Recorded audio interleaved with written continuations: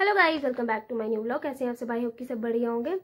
तो ये फंक्शन का सेकंड पार्ट अपलोड कर रही हूँ मैंने बताया नहीं था, वो फर्स्ट पार्ट था जो इससे पहले अपलोड किया था। और मैं एक चीज़ बता दूँ, जो भी मैंने इससे पहले जो व्लॉग डाला हुआ था, मतलब पार्ट 1, उसमें मैंने जो भी कुछ बोला था मैं किसी को हर्ट नहीं करना चाहती थी। मैं आपको रीज़न बता रही थी। पहला तो ये कि रीज़न बता रही थी कि हमने 9 फेब से 16 फेब पे क्यों किया फंक्शन, वो जिनसे जुड़ा था उनकी बात की थी। और मैंने ये चीज़ बोली कि सेम उन्हीं, मतलब जो चीज़ उनके साथ हुई और दो के साथ भी वैसा हुआ। तो 3 पर्सन के साथ ये चीज़ हुई और उनसे जुड़े जो भी थे उनकी बात की थी जनरल। तो मैं आपको बता दूं, मैं मतलब कि जो मैं फील कर रही थी ना उस टाइम, वही मैंने आपसे शेयर किया था। मैं पर्सनली किसी को हर्ट नहीं करना चाहती थी। अगर किसी को बुरा लगा हो तो सॉरी। तो अब इंजॉय करो इस वीडियो में आप।